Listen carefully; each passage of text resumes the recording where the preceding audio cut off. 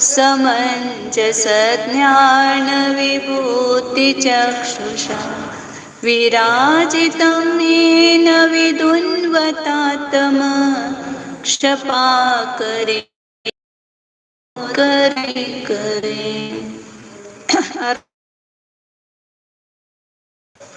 गुणस्तोकं सदुल्लङ्घ्य तद्भुक्त्वा कथास्तुति आनन्त्या ते गुणा वक्तुमशक्यास्त्वयि सा कथं तत्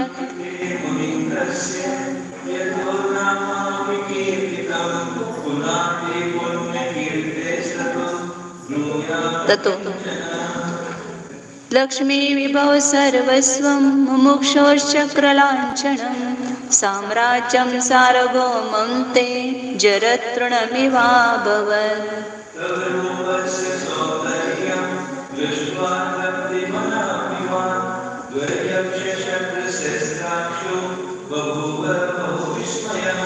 मोरूपो रिपुपाप कषाय भटसाधन दृष्टिसम्पदुपेक्षाश्रयस्त्वया धीर पराजित।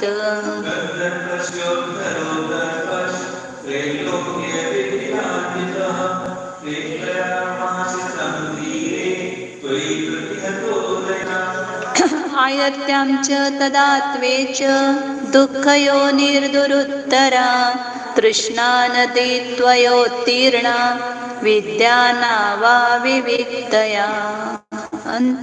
अभी यहाँ से नमस्कार। जय बोला आचार्य समंतभद्र स्वामी की जय। बोला चारित्र चक्रवर्ती समाधि सम्राट आचार्य शांती सागर जी महाराज। जय बोला प्रातः स्मरणीय गुरुदेव समंतभद्र मुनि महाराज की जय। बोला परम पूज्य आचार्य प्रवरेक्षार सुंदर सागर जी महाराज। जय बोला मम दीक्षा गुरु परम पूज्य मम दीक्षा गुरु आचार्य वात्सल्य सिंधु आचार्य सुयस सागर जी महाराज की।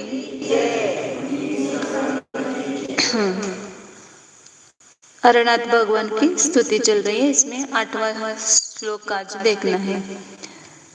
3 श्लोकों में बताया था कि मोह पर उन्होंने मोह रूपी शत्रु को पराजित किया, कैसे अपने सम्यक दर्शन ज्ञान चारित्र रूपी अस्त्र के द्वारा, और कंदर्प काम विकार को भी उन्होंने जीत लिया, उसको भी परास्त किया, और जो तृष्णा रूपी नदी है उसका भी उन्होंने विद्या रूपी नाव में बैठ करके उल्लंघन किया। ऐसे और उन्होंने क्या काम किया और क्या पुरुषार्थ किया वो यहाँ पर आगे बता रहे हैं। अंतक क्रंदको नृणाम, पूर्ण बॉडी बोलते, अंतक क्रंदृणाम जन्मज्वर सख सदा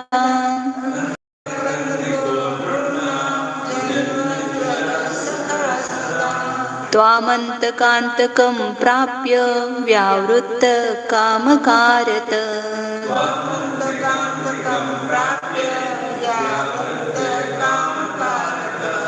अंतकक्रंदको नृणां जन्मज्वर सख सदा त्वामन्तकान्तकं प्राप्य व्यावृत्त कामकारत। और उन्होंने किस पर विजय प्राप्त किया वो बता रहे हैं यहाँ पर। अंतकः क्रंदकः नृणां जन्मज्वर सख सदा त्वाम अंतकांतकं प्राप्य व्यावृत्तः कामकारतः।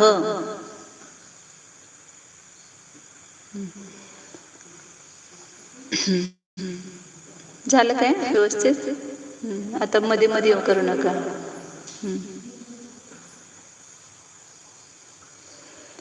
अंतकः, अंतक मतलब मृत्यु, अंतक यम मृत्यु मरण, ये सब उसके पर्यायवाची नाम है।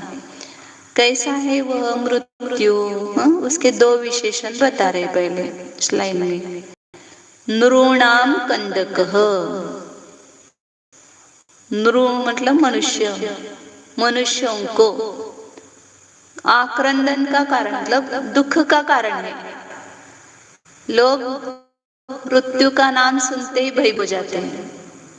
रोग से डरते नहीं ये लोग। किससे डरते ज्यादा?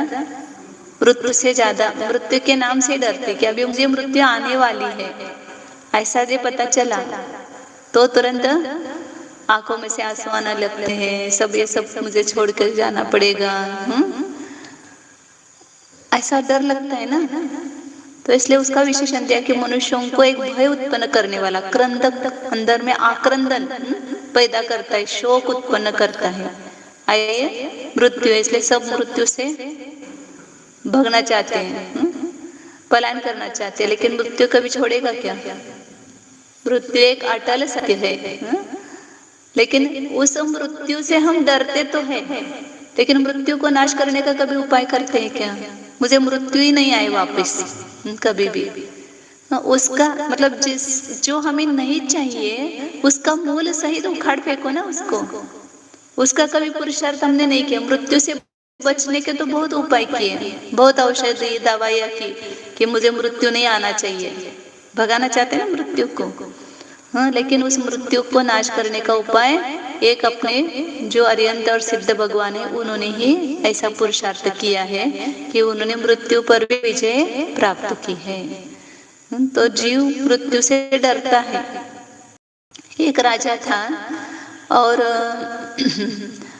उसको किसी ने बताया, किसी ज्योतिष ने या किसी ने बताया कि 8 दिन के बाद तुम्हें मृत्यु आने वाली है। और उस मृत्यु, हिंदुओं में ऐसा यमना की कल्पना की है ना, और उसके दूत रहते हैं कि जो लेने आते हैं जब मृत्यु के समय में, तो जो मृत्यु का दूत है तुम्हें लेने आ जाएगा यहाँ पर। तो राजा ने सोचा कि मैं राजमहल में रहूंगा तो मृत्यु मुझे यहाँ लेने आएगी, मैं राजमहल में नहीं रहूंगा तो कहाँ से ले जाएगी मुझे। तो उसने सोचा और उसने क्या किया कि मैं राजमहल से दूर निकल जाऊंगा, तो मुझे मृत्यु वहां पर नहीं आएगी मुझे लेने। तो उसने अच्छा घोड़ा लिया कि जो ज्यादा दौड़ने वाला घोड़ा था, उस घोड़े पर बैठ करके वह बहुत दूर दूर दूर चला गया, जितना जा सकता उतना दूर। वो 5, 6, 7, 8 दिन में आने वाले थे, तो उतने दिन में कितना दूर जा सकता है राजमहल से, उतना वो दूर भागता गया। फिर एक जगह गया, फिर उसने सोचा कि अब तो दूर निकल आया है राजमहल से, अब मुझे मृत्यु लेने यहाँ तो कोई पहुंच नहीं सकता, मृत्यु कैसे पहुंचेगी यहाँ पर। चिंत होकर के वह, अब मैंने थोड़ा बहुत थक भी गया था, इतना चल के आया था तो बहुत थक गया था। तो उसने क्या किया, घोड़ा एक पेड़ से बांध दिया और स्वयं विश्रांति, थकने के कारण थकावट दूर करने के लिए बोले कि अब थोड़ा मैं यहाँ निश्चिंत सो जाऊं। तो ऐसा बैठा, तो यहाँ कैसे आई लेने मुझे? तो बोले कि मैं तुझे लेने के लिए राजमहल की तरफ जा रही थी, लेकिन अच्छा हुआ कि तू यहीं पर मिल गया तो मुझे वहां तक जाना भी नहीं पड़ा। मतलब मृत्यु से सब बचना चाहते हैं, लेकिन मृत्यु से कोई बच सकता है। आप उस राजा की भी कथा आती ना कि 7 दिन के बाद मृत्यु आने वाले, तो लोहे की पेटी बनाई, उसमें बैठा और पानी में अंदर छोड़ा, और वहां पर बिजली करके वहां उसकी मृत्यु। तो आप मृत्यु से बचना नहीं, मृत्यु का नाश करने का उपाय करना कि मुझे पुनः ऐसे जन्म मरण ही न करना पड़े, इसके लिए मुझे क्या करना चाहिए। वो पुरुषार्थ जो तीर्थंकरों ने किए हैं, मुनिराजों ने किए हैं, वो सच्चे पुरुषार्थ है जन्म मृत्यु को हमेशा के लिए नाश कर। तो इसलिए ऐसा यह अंतकः नृणाम कंदकः जन्म ज्वर सकः। कैसा है मृत्यु? जिसका सखा कौन है? मृत्यु हो गई तो नया जन्म आएगा। जन्म और जरा मतलब बुढ़ापा, या ज्वर मतलब रोग, ये उसके सखा है। जहां पर आपने मृत्यु की दूसरा जन्म तुरंत प्राप्त हुआ, और जन्म हुआ कि वहां पर मृत्यु का सखा जन्म और जन्म का सखा मृत्यु, दोनों एक के मित्र हैं, दोनों साथ में रहते हैं। और उसके साथ ज्वरा भी है। शरीर जहाँ पर वहां पर रोग नियम से होता ही है। तो इसलिए जन्म और ज्वरा मतलब इसलिए मृत्यु का नाश कर दो, अभी जो मृत्यु आएगी उस पर विजय प्राप्त करो। मतलब समाधि मरण, पंडित मरण करेंगे तो पुनः जन्म मरण ही धारण नहीं करेंगे। प्रतिक्रमण पाठ में आता है ना कि जो समाधि धारण करता है उसको ज्यादा से ज्यादा 7-8 भव होते हैं, कम से कम 2-3 भव और ज्यादा से ज्यादा 7-8 भव होते हैं, उससे ज्यादा भव नहीं होते हैं। तो ऐसी मृत्यु साधना कि जिससे जन्म मरण करना न पड़े। तो ऐसे मृत्यु को किसने किया है? विजय भगवान ने किया है। जन्म और ज्वरा जिसकी सखा है, ऐसा कौन? अंतक के विशेषण करना सदा। और कैसा ऐसा वह मृत्यु अंतकांतकम त्वाम प्राप्य, अंतक का अंत करने वाले, अंतक मतलब मृत्यु का भी अंत करने वाले कौन? आप। अंतक के अंतक को प्राप्त करके, त्वाम मतलब तुझको प्राप्त करके, आपको प्राप्त करके, काम कारतः व्यावृत्तः। अब वो स्वच्छंद रूप से सब आता था मृत्यु, सबको घेर लेता था, इनको भी भव में घेर लेती थी मृत्यु, लेकिन अब वो अपनी स्वच्छंदता से निवृत्त हो गया, व्यावृत्त हो गया। अब वो मृत्यु उनको ग्रसित नहीं करेगी, मतलब मृत्यु नहीं आएगी। जो उन्होंने सिद्ध पद प्राप्त है, अब वहां पर उनको मृत्यु कभी भी आने वाली नहीं है। तो उन्होंने मृत्यु पर भी विजय प्राप्त कर लिया है। यहाँ पर 4 घाती कर्म का नाश किया और आगे पंडित मरण साथ करके मोक्ष पद प्राप्त किया, तब उनको कभी भी मृत्यु आने वाली नहीं है। तो आपने मृत्यु पर भी विजय प्राप्त किया। मतलब ये अंतक का विशेषण करना। सब व्यावृत्त कौन? मृत्यु। अंतक कैसे? काम कारता मतलब स्वेच्छाचार वृत्ति, स्वच्छंद वृत्ति, उसको बोलते काम। मतलब जैसे इच्छा हो वैसे करना।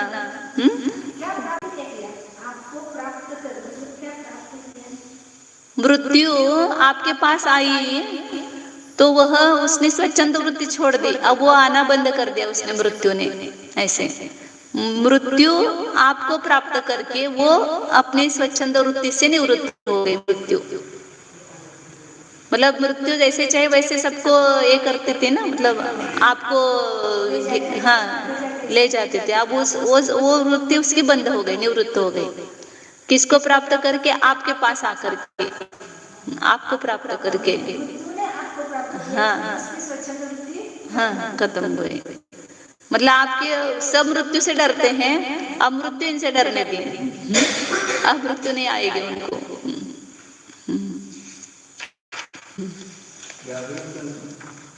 निवृत्त हुआ। हाँ मृत्यु निवृत्त हुए ऐसा बोलते हैं ना, स्त्रीलिंग बोलते शायद मृत्यु को, है ना? मृत्यु स्त्रीलिंग में।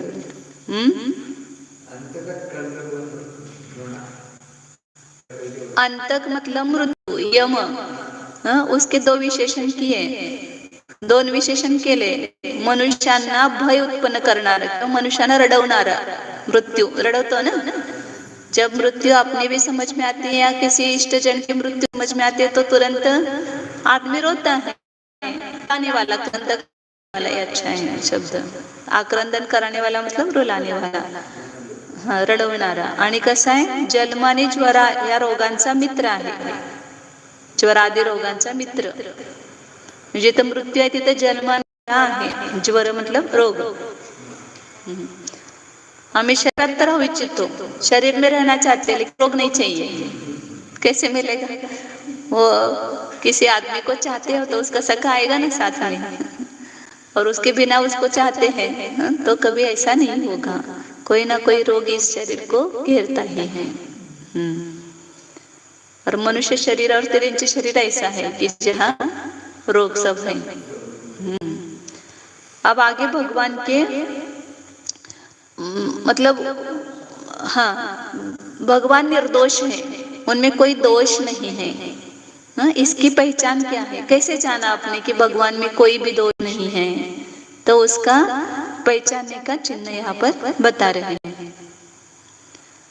भूषवेशायुध त्यागी विद्यादमदया परम,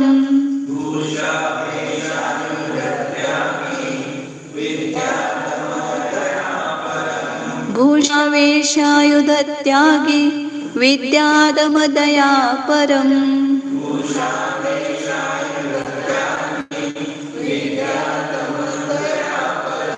रूपमेव तवाचष्टे धीरदोष विनिग्रहम्।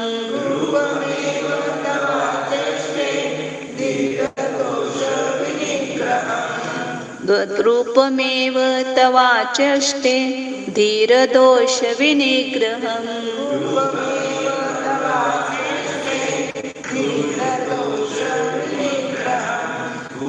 अवेशायुध त्यागी विद्यादमदया परम। रूपमेव तवाचेष्टे धीरदोष विनिग्रहम्। चष्टे चष्टे श है आ प्लस चक्ष धातु है द्वितीय गण का, उसका रूप आचष्टे होता है। तो हे धीर,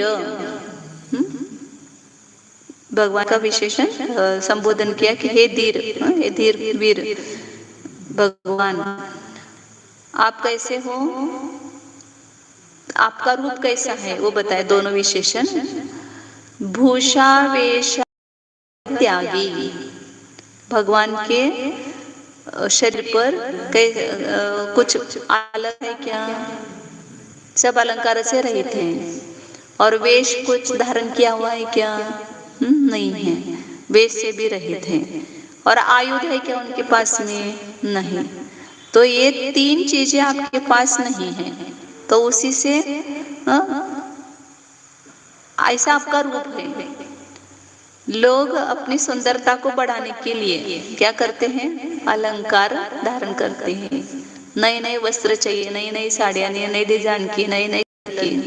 मतलब ये क्या बताता है? अंदर का राग बताता है। खाली अपने को शरीर ढकने के लिए भी वस्त्र नहीं पहनते हैं, अच्छा दिखाई देना चाहिए।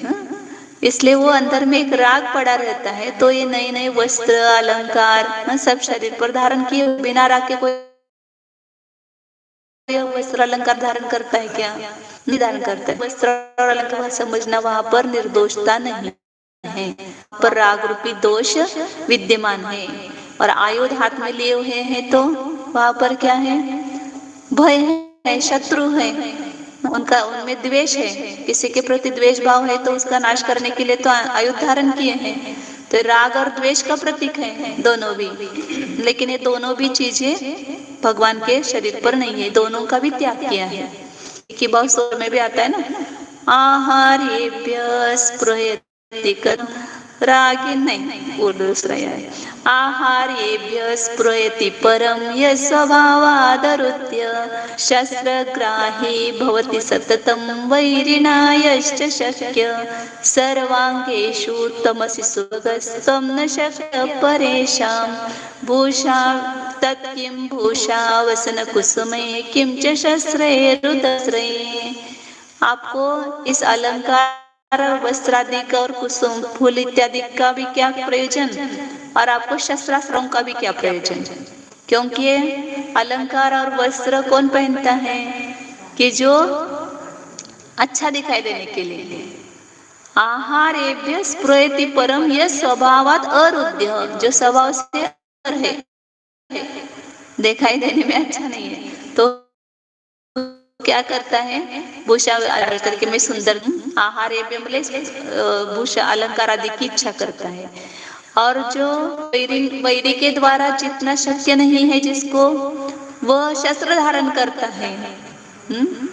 उसकी कमजोरता होने के कारण या अंतर में वैर भाव होने के कारण। और आप कैसे हो? सर्वांतर हो, तो आपको भूषा और वसन की कुछ आवश्यकता ही नहीं है, और राग भी नहीं रहा है उसको पहनने का। और किसी भी के द्वारा आप जितना शक्य नहीं है, मतलब जितना शक्य नहीं है, आपको कोई जीत नहीं सकता है। इसलिए आपने अलंकार भी व शस्त्रास्त्र भी नहीं रखे हैं। यहाँ पर भी बता रहे कि आपने भूषा, वेश और आयुध तीनों का त्याग कर दिया, मतलब तीनों को छोड़ दिया है। ऐसा आपका रूप। और कैसा है? उसके उल्टा विद्यातमदया पदम। कैसा है आपका रूप? विद्या में तत्पर, दम मतलब इंद्रियों पर विजय प्राप्त करने में तत्पर और दया करने में तत्पर। विद्या के पास कौन सी? केवल ज्ञान विद्या है। और इंद्रियों का तो पूरा उन्होंने दमन किया ही है, संयम है, और सभी प्राणी मात्र पर दया भाव है। तो ऐसे तीनों में तत्पर जो आपका रूप है, तव रूपम एव आचष्टे। दूसरे को किसी को पूछने की जरूरत नहीं, आपका रूप ही बता रहा है। ये बाहर का रूप ही आपके अंदर की निर्दोषता को बता रहा है। यदि पुरुष तव रूपम एव, आपका रूप ही दोष विनिग्रहम आचष्टे, दोष के विनिग्रह मतलब दोषों के अभाव को, आपके पास दोष का निग्रह है मतलब दोष का अभाव किया है आपने, ये कह कौन? आपका रूप। कैसा रूप है आपका? हाँ, इन तीनों से रहित और तीनों से सहित। केवल ज्ञान, हाँ, इंद्रिय दमन और दया में तत्पर, ऐसा ही आपका अंतरंग रूप। और ये बाहर का आभूषण, वेशा और शस्त्र का त्याग जो आपका रूप है, आपकी निर्दोषता को बता रहा है। मना निर्दोषता समझने के लिए दूसरे किसी की आवश्यकता नहीं है। दया दया दया भाव,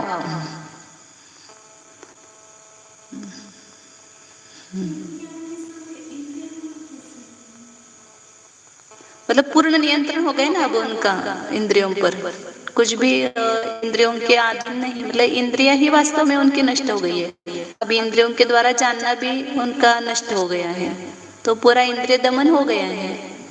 और दया में तो तत्पर है, दया मतलब जीव रक्षा, और जीव रक्षा मतलब ये पूर्व में उन्होंने जो संयम का पालन किया वो उसका अभी उपचार कर सकते हैं, मतलब भगवान के ऊपर। और अभी पूरी दया हो गई ना, पूरे अपने आत्म स्वरूप को उन्होंने प्राप्त किया, तो पूरा दया भाव, सच्ची दया वहां पर हुई उनकी, अपने आत्मा पर दया की ना।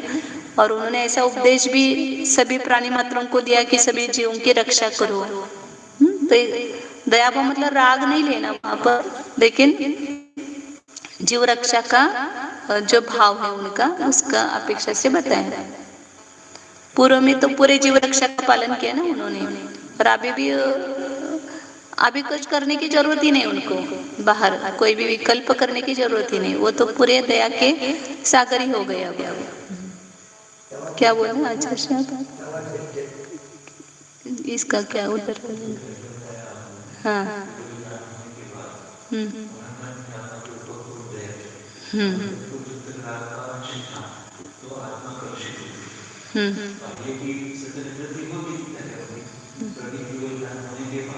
जो अपनी आत्मा की सुरक्षा होगी, हमें तो वास्तव में करना क्या है? सबके ऊपर दया नहीं कर नहीं सकते। हमको तो अपनी आत्मा के ऊपर ही दया करनी है कि इसका घात ना हो। तो केवल भगवान ने अपनी आत्मा की रक्षा की और बिना किसी आयु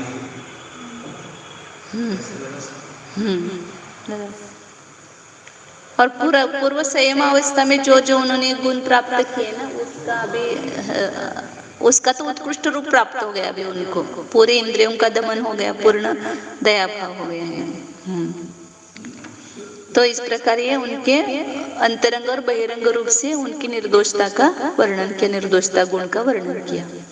अब आगे और बताते हैं कि निग्रह करके जो उत्पन्न हुआ वो यहाँ पर बता रहे हैं। अब मोह का निग्रह होने पर जो कुछ प्राप्त हुआ उनको, वो क्या है वो बताते हैं। समन्ततोऽंग भासान्ति परिवेशेन भूयसा,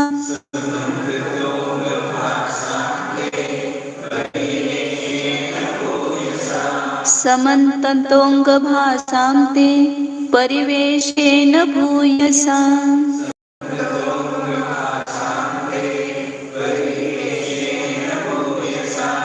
तमो बाह्यमपाकीर्ण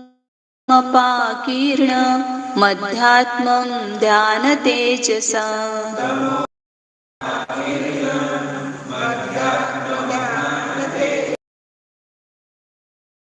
अपाकीर्ण मध्यात्मं ध्यान तेजसा।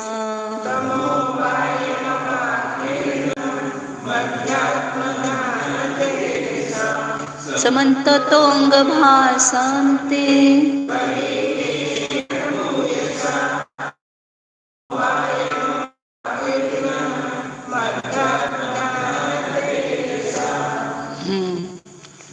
उन्होंने दोनों प्रकार के अंधकार को नष्ट किया, एक बाह्य और अंतरंग।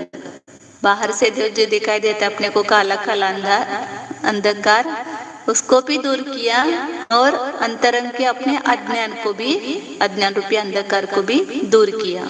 तो कैसे दूर किया वो यहाँ पर बता रहे हैं।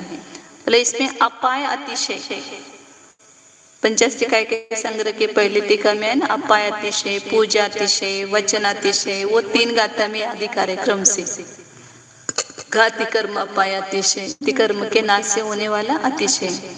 तो यहाँ पर वो दिखा रहे हैं।